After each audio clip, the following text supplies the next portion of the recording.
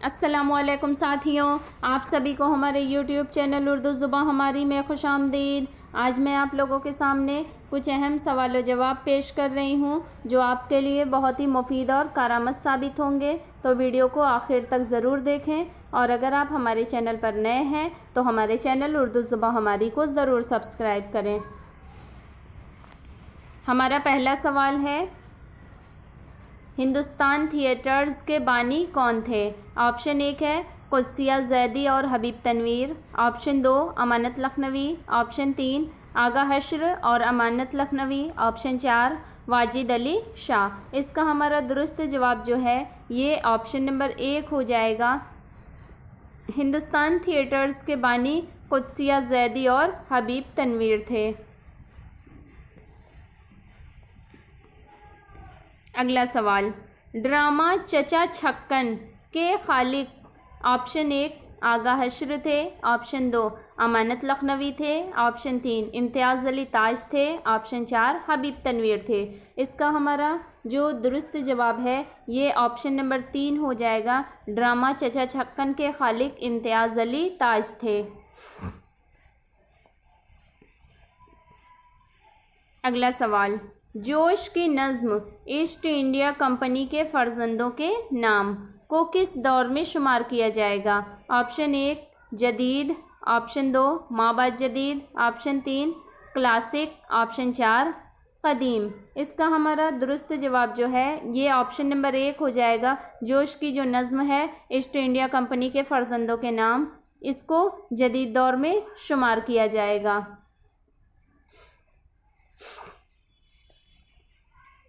अगला सवाल है, चरख जब से अबलग के अय्याम पर सवार, रख्ता नहीं है दस्ते अना का बयकरार। सौदा का ये शेर किस सिन्फ से लिया गया है? ऑप्शन 1 कसीदा।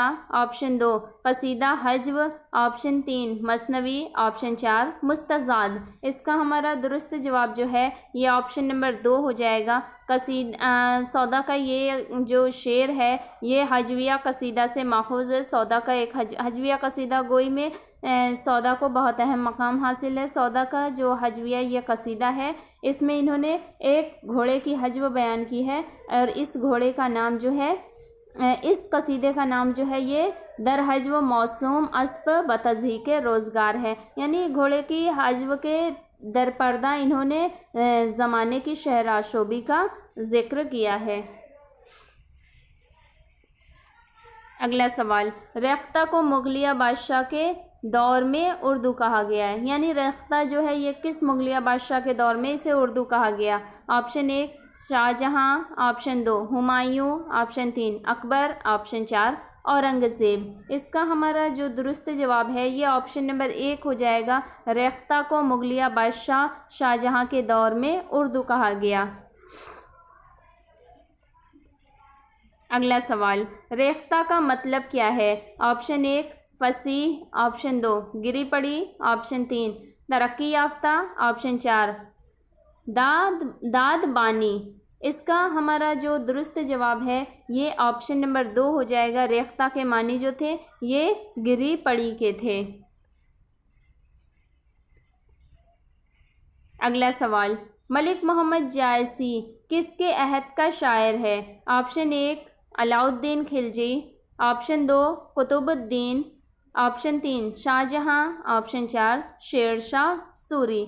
इसका हमारा जो दुरुस्त जवाब है ये ऑप्शन नंबर 4 हो जाएगा। मलिक मोहम्मद जायसी जो था ये शेर शाह सूरी के दौर अहद का शायर था। शेर शाह सूरी ने ही मुग़ल बादशाह यानी यूँ कहें तो मुगलिया दौर का भी ये शायर हुआ, क्योंकि शेर शाह सूरी जो था इसने मुगलिया बादशाह हुमायूं को शिकस्त दी थी। अगला सवाल, मतला किस सिन्फ़ सुख़न का जुज़ है? ऑप्शन 1 मुस्तज़ाद। ऑप्शन 2 गज़ल। ऑप्शन 3 मुकरनी। ऑप्शन 4 वासौख्त। इसका हमारा जो दुरुस्त जवाब है ये ऑप्शन नंबर 2 हो जाएगा। मतला जो है ये सिन्फ़ गज़ल का जुज़ है। अगला सवाल, वो नज़्म जिसमें आशिक अपने माशूक से बेजारगी, बेवफाई और फ़ुरक़त की तकलीफ़ का इजहार करता है।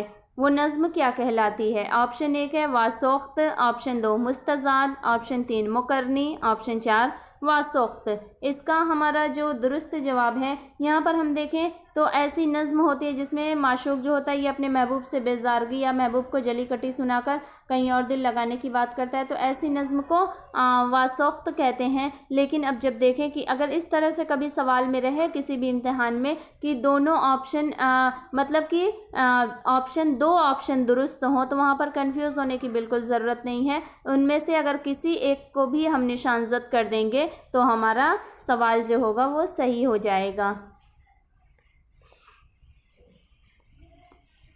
अगला सवाल, मुकद्दमा शेर व शायरी दीवाने हाली के साथ पहली बार कब शाये हुई थी?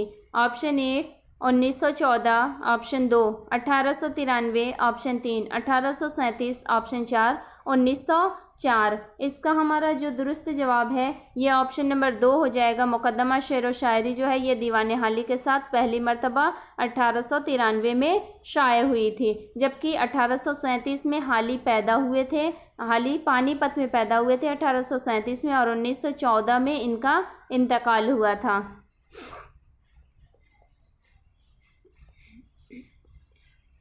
अगला सवाल, वो कौन सा अरबी शायर है जिसके मदह और ज़िम करने से नेकनामी और रसवाई हुई थी? ऑप्शन 1 है मौमून बिन कैस, option 2 रफ़ा Afandi, option 3 रोदकी, option 4 Firdausi. इसका हमारा जो दुरुस्त जवाब हो जाएगा ये ऑप्शन नंबर 1 हो जाएगा। ये अरबी शायर मौमून बिन कैस था जिसके मदह और ज़िम करने से नेकनामी और रसवाई हुई थी।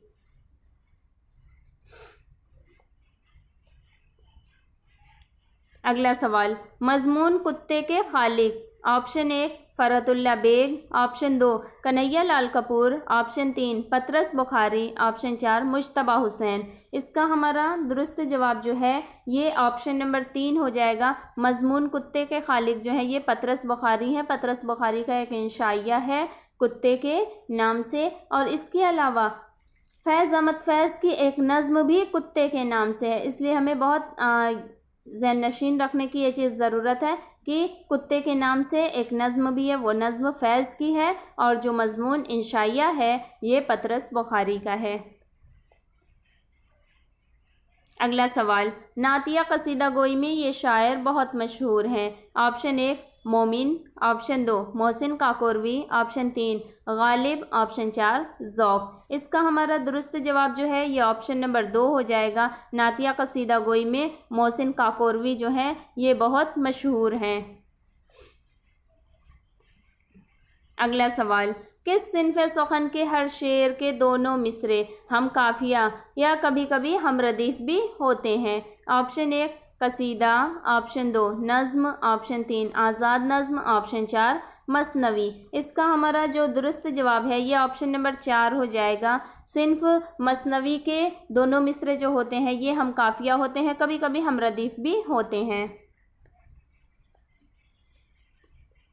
अगला सवाल, किस शायर को शतरंज व चौसर खेलने के एवज़ क़ैद किया गया? ऑप्शन 1 हसरत मोहानी, ऑप्शन 2 महरूम, ऑप्शन 3 मीर, ऑप्शन 4 गालिब। इसका हमारा जो दुरुस्त जवाब है ये ऑप्शन नंबर 4 हो जाएगा। मिर्ज़ा गालिब को शतरंज और चौसर खेलने के एवज़ कैद किया गया था। अगला सवाल, खूं बरसता नज़र आए जो दिखाऊं सफ़े जंग किस शायर का मरसिया है? ऑप्शन 1 दबीर, option 2 Anees, option 3 Khaleeq, option 4 ज़ाहिक। इसका हमारा जो दुरुस्त जवाब है ये ऑप्शन नंबर 2 हो जाएगा। ये मरसिया जो है ये मीर अनीस का मरसिया है। मीर अनीस के मरसिए का ये मिसरा है, खूं बरसता नज़र आए जो दिखाऊं सफ़े जंग।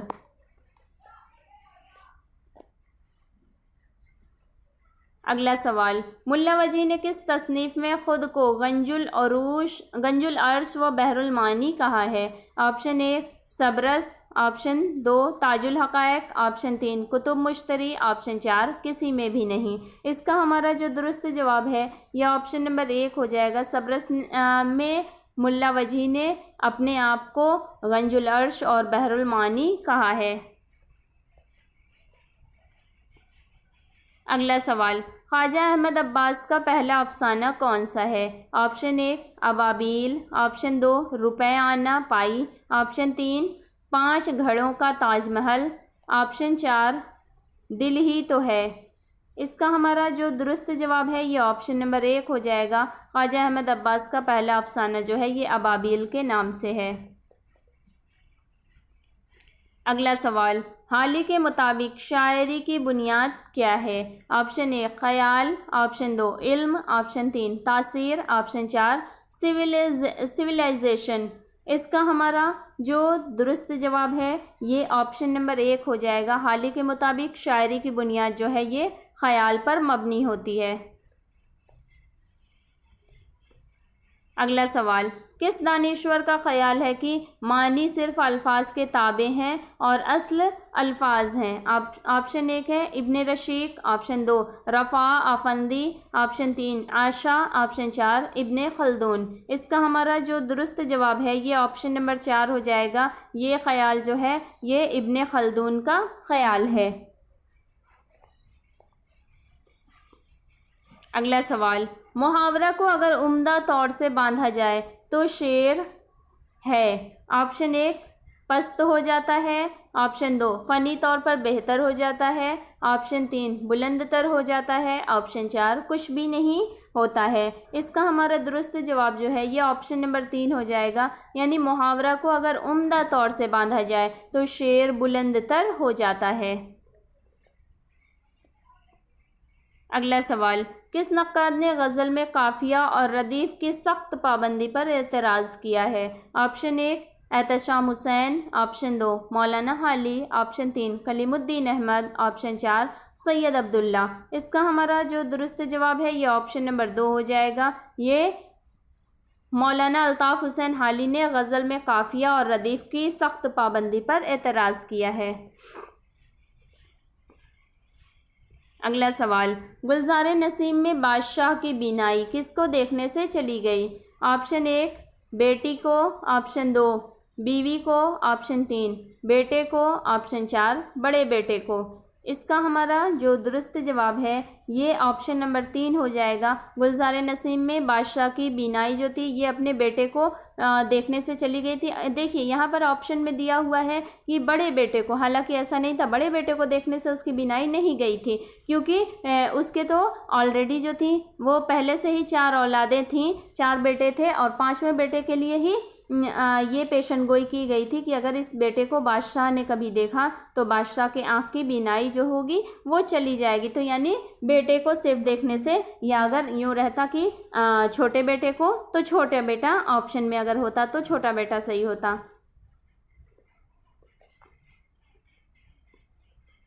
अगला सवाल, बहारे इश्क, ज़हरे इश्क, लज्जते इश्क और फरेबे इश्क के खालिक? ऑप्शन 1 मीर हसन है, ऑप्शन 2 मिर्ज़ा शौक हैं, ऑप्शन 3 मीर तकी मीर हैं, ऑप्शन 4 दयाशंकर नसीम हैं। इसका हमारा जो दुरुस्त जवाब है ये ऑप्शन नंबर 2 हो जाएगा। इन मसनवियात के खालिक जो है ये नवाब मिर्ज़ा शौक हैं। अगला सवाल, गुल बकौली किस बाग में खेला करती थी? ऑप्शन 1 मीर महल, ऑप्शन 2 गुलशन निगारी, ऑप्शन 3 ज़ैनुल मुलूक, ऑप्शन 4 गुलजार एरम। इसका हमारा जो दुरुस्त जवाब है ये ऑप्शन नंबर 4 हो जाएगा। गुल बकौली जो था ये गुलजार एरम में खिला था। गुल बकौली जो एक फूल था, यानी जब बादशाह की बीनाई गई थी ना अपने 5वें बेटे को देखने से ताजुल मुलूक की, तो उसका जो 5वां बेटा ज़ैनुल मुलूक होता है वही बागे जब जो हकीम वगैरह जो होते हैं वो बताते हैं कि गुल बकौली का जो अरक होगा वही आँख में लगाने से बीनाई वापस आएगी। तो इसके पहले चारों बेटे तो तलाश में जाते हैं, 5वां बेटा भी जाता है और 5वां बेटा ही बागे एरम तक पहुंचता है और बकौली का फूल जो होता है वो लेकर आता है और उसी को लगाने से बादशाह की बीनाई जो होती है वो वापस आती है।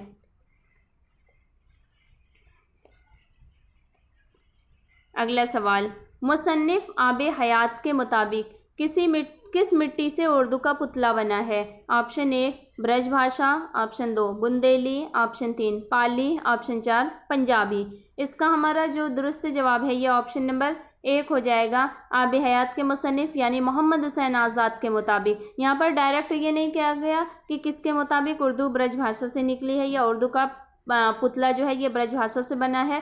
यहाँ पर जहनी आजमाइश है कि ये पूछा गया कि मुसन्निफ़ आब हयात, ताकि जब तक हमें आब हयात के मुसन्निफ़ यानी मोहम्मद हुसैन आज़ाद का नाम नहीं मालूम होगा हम सही ऑप्शन पर को निशानजद नहीं कर सकेंगे।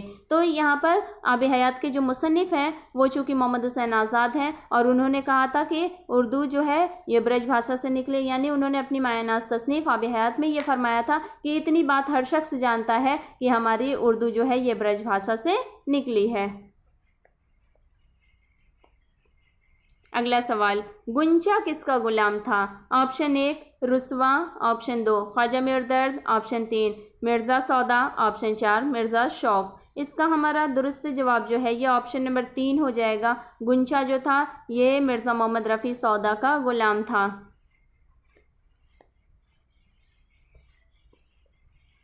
अगला सवाल, अनारकली में दिलाराम किसकी रकीब है? ऑप्शन 1 सुरैया की, ऑप्शन 2 अनारकली की, ऑप्शन 3 अंबर की, ऑप्शन 4 मलिक की। इसका हमारा जो दुरुस्त जवाब है ये ऑप्शन नंबर 2 हो जाएगा। ड्रामा अनारकली जो कि इम्तियाज़ अली ताज का ड्रामा है, इसमें जो अनारकली जो होती है मरकज़ी किरदार में उसकी जो रकीब होती है वो दिलाराम होती है। अगला सवाल, पतरस के मजमून मरहूम की याद में किस सवारी का तज़किरा है? Option 1 bicycle, option 2 car, option 3 motor गाड़ी, ऑप्शन 4 रेलगाड़ी। इसका हमारा जो दुरुस्त जवाब है ये ऑप्शन नंबर 1 हो जाएगा। मजमून जो है पतरस बुखारी का है ये मजमून मरहूम की याद में, इसमें बाइसिकल जो सवारी है वो बाइसिकल होती है, उसका तज़किरा किया गया है।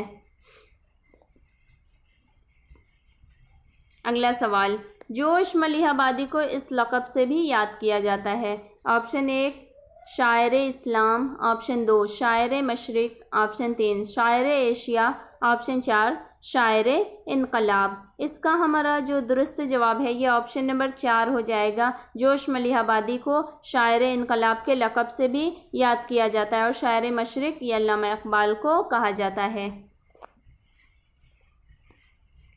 अगला सवाल, बहादुर शाह ज़फ़र के असातिज़ा डैश डैश डैश और डैश हैं। ऑप्शन 1 ज़ौक़ गालिब, ऑप्शन 2 ज़ौक़ मोमिन, ऑप्शन 3 ज़ौक़ मीर, ऑप्शन 4 ज़ौक़ गालिब और शेफ्ता। इसका हमारा जो दुरुस्त जवाब है ये ऑप्शन नंबर 1 हो जाएगा। बहादुर शाह ज़फ़र के असातिज़ा पहले ज़ौक़ थे, फिर उसके बाद गालिब हैं। अगला सवाल, तज़किरा किस मुसन्निफ़ की तसनीफ़ है? ऑप्शन 1 शाहिद अहमद देहलवी, ऑप्शन 2 हसरत मोहानी, ऑप्शन 3 मौलाना अबुल कलाम आज़ाद, ऑप्शन 4 मोहम्मद बशीरानी। इसका हमारा जो दुरुस्त जवाब है ये ऑप्शन नंबर 3 हो जाएगा। तज़किरा जो है ये मौलाना अबुल कलाम आज़ाद की तसनीफ़ है। अगला सवाल, काफ़िया भी वज़न की तरह शेर का डैश डैश बढ़ा देता है। ऑप्शन 1 वज़न, ऑप्शन 2 हुस्न, ऑप्शन 3 ख़याल, ऑप्शन 4 कुछ भी नहीं। इसका हमारा जो दुरुस्त जवाब है ये ऑप्शन नंबर 2 हो जाएगा। काफ़िया भी वज़न की तरह शेर का हुस्न बढ़ा देता है। अगला सवाल, हायली ने शायरी की जो शर्तें तय की हैं वो हैं। ऑप्शन 1 तख़य्युल कायनात का मुताला, ऑप्शन 2 वज़न बहर काफ़िया, ऑप्शन 3 तख़य्युल कायनात का मुताला मानी, ऑप्शन 4 तख़य्युल कायनात का मुताला और तफ़व्वुज़ अल्फाज। इसका हमारा जो दुरुस्त जवाब हो जाएगा ये ऑप्शन नंबर 4 हो जाएगा। यानी मौलाना अल्ताफ़ हुसैन हाली ने अपनी तसनीफ़ मुक़द्दमा शेर व शायरी में शेर की जो शायरी के लिए जो शर्तें तय की हैं वो सबसे पहले तो तख़य्युल होना चाहिए, उसके बाद मुताला कायनात का मुताला या मुताला कायनात और उसके बाद तफ़व्वुज़ अल्फाज।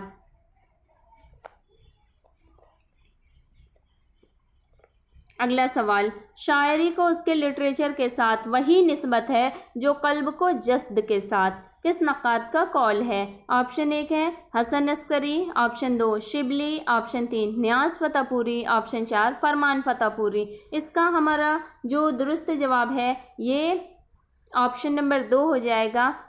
ये कॉल जो है अल्लामा शिबली नुमानी का है, यानी इन्होंने ये कहा है शायरी को उसके लिटरेचर के साथ वही निस्बत है जो कल्ब को जस्द के साथ।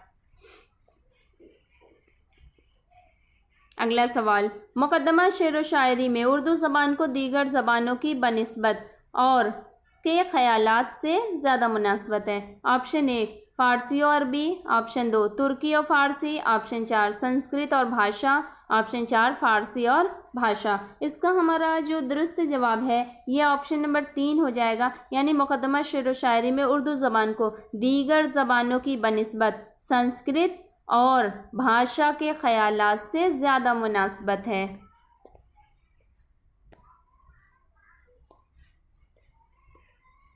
अगला सवाल, खफा जिंदगानी से होने लगी, बहाने से जा जा के सोने लगी, ठहरने लगा जान में अस्तराब, लगी देखने वहशत आलूदा ख्वाब। ये किस किरदार की हालत बयान की गई है? ऑप्शन 1 है बद्र मुनीर, ऑप्शन 2 बेनज़ीर, ऑप्शन 3 गुल बकौली, ऑप्शन 4 ताजुल मलूक। इसका हमारा जो दुरुस्त जवाब हो जाएगा ये ऑप्शन नंबर 3 हो जाएगा। ये हालत जो है ये गुल बकौली की बयान की गई है, जो कि मसनवी गुलज़ार नसीम का किरदार है।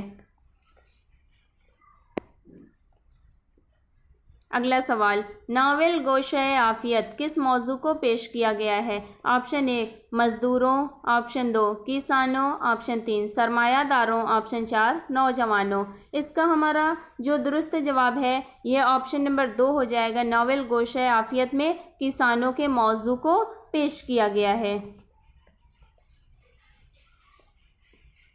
अगला सवाल, धनिया प्रेमचंद के किस नावल का किरदार है?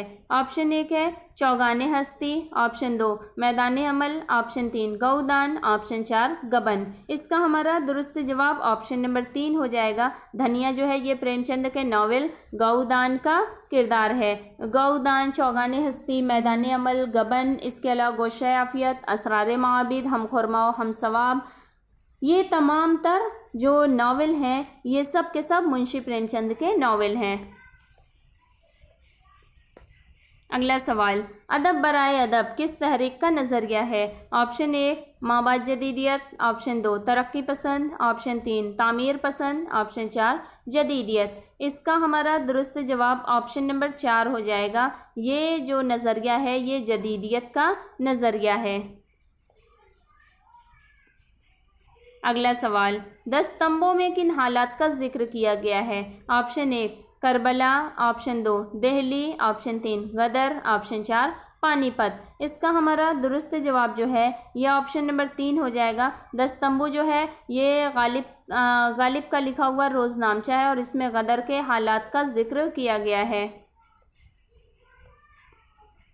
अगला सवाल, खलीलुर रहमान आज़मी, नासिर काज़मी और इब्ने इंशा के नुमाइंदा शायर हैं। ऑप्शन 1 तरक्की पसंद गज़ल, ऑप्शन 2 क्लासिक गज़ल, ऑप्शन 3 तामीर पसंद गज़ल, ऑप्शन 4 जदीद गज़ल। इसका हमारा जो दुरुस्त जवाब हो जाएगा ये ऑप्शन नंबर 4 हो जाएगा। खलीलुर रहमान आज़मी, नासिर काज़मी और इब्ने इंशा जदीद गज़ल के नुमाइंदा शायर हैं। अगला सवाल, किस शायर ने बच्चों के लिए सबक आमोज नज़में लिखी हैं? Option 1 Ismail Merathi, option 2 Majaz Lakhnavi, option 3 Firaq Gorakhpuri, option 4 Hafeez मेरठी। इसका हमारा दुरुस्त जवाब ऑप्शन नंबर 1 हो जाएगा। इस्माइल मेरठी ने बच्चों के लिए सबक आमोज नज़में लिखी हैं।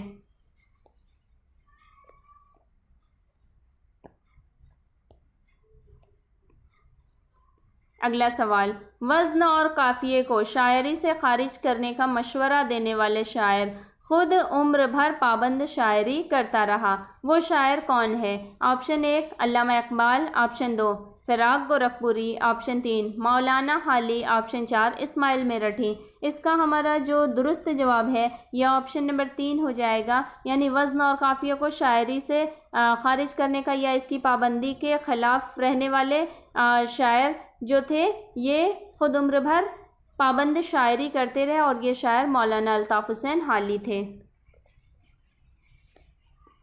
अगला सवाल, कश्मीरी पंडितों की कॉन्फ्रेंस से किस शायर ने शोहरत पाई? ऑप्शन 1 तिलोक चंद महरूम, option 2 Ram Prasad Bismil, option 3 Firaq Gorakhpuri, option 4 Braj Narayan Chakbast. इसका हमारा जो दुरुस्त जवाब है ये ऑप्शन नंबर 4 हो जाएगा। कश्मीरी पंडितों की कॉन्फ्रेंस से ब्रज नारायण चकबस्त ने शोहरत पाई थी।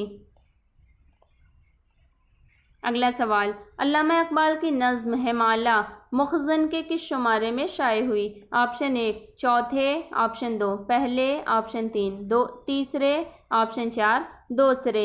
इसका हमारा जो दुरुस्त जवाब है ये ऑप्शन नंबर 2 हो जाएगा। अल्लामा इकबाल की नज़्म हिमाला जो थी ये मुखज़न के पहले शुमारे में शाये हुई थी। अगला सवाल, अब्दुल हलीम शरर ने रिसाला दिलगुदाज के ज़रिए की हौसला अफजाई में नुमायाँ किरदार अदा किया? ऑप्शन 1 गज़ल की, ऑप्शन 2 नज़्म मुअर्रा की, ऑप्शन 3 पाबंद नज़्म की, ऑप्शन 4 दोहे की। इसका हमारा दुरुस्त जवाब जो है ये ऑप्शन नंबर 2 हो जाएगा। अब्दुल हलीम शरर ने रिसाला दिलगुदाज के ज़रिए नज़्म मुअर्रा की हौसला अफजाई में नुमायाँ किरदार अदा किया था। अगला सवाल, जदीद नज़्म का मुसल्लस मीराजी, नून मीम राशिद और ऑप्शन 1 मजाज है, ऑप्शन 2 नासिर काज़मी है, ऑप्शन 3 अख्तरुल ईमान है, ऑप्शन 4 नज़ीर अकबराबादी हैं। इसका हमारा दुरुस्त जवाब जो है ये ऑप्शन नंबर 3 हो जाएगा। जदीद नज़्म का मुसल्लस जो है ये मीराजी, नून मीम राशिद और अख्तरुल ईमान है। हमारा अगला और आखिरी सवाल है, अंजुमन हिमायत इस्लाम से ने अपनी गज़लों को पेश किया और मशहूर हुए? ऑप्शन 1 अल्लामा इकबाल, ऑप्शन 2 फैज़ अहमद फैज़। तो इसका हमारा जो दुरुस्त जवाब है ये हमारा ऑप्शन नंबर 1 हो जाएगा। अंजुमन हिमायत इस्लाम से अल्लामा इकबाल ने अपनी नज़मों को पेश किया और वो मशहूर हुए थे। इसी के साथ आज के हमारे सवाल जवाब ख़त्म हुए। अगर आपको हमारे सवाल जवाब की ये वीडियो पसंद आए तो इसे लाइक करें, ज़्यादा से ज़्यादा शेयर करें। और अगर आप हमारे चैनल पर नए हैं और अभी तक आपने हमारे चैनल उर्दू ज़ुबान हमारी को सब्सक्राइब नहीं किया है तो हमारे चैनल को सब्सक्राइब करके बेल आइकन को ज़रूर ऑन कर लें ताकि इस तरह की मज़ीद मुफीद और कारआमद वीडियोज़ और इम्तिहान से उर्दू के किसी भी मुकाबले जाती इम्तिहान से मुताल्लिक़ मुकम्मल तैयारी आपकी हमारे चैनल के ज़रिए हो सके। बहुत शुक्रिया।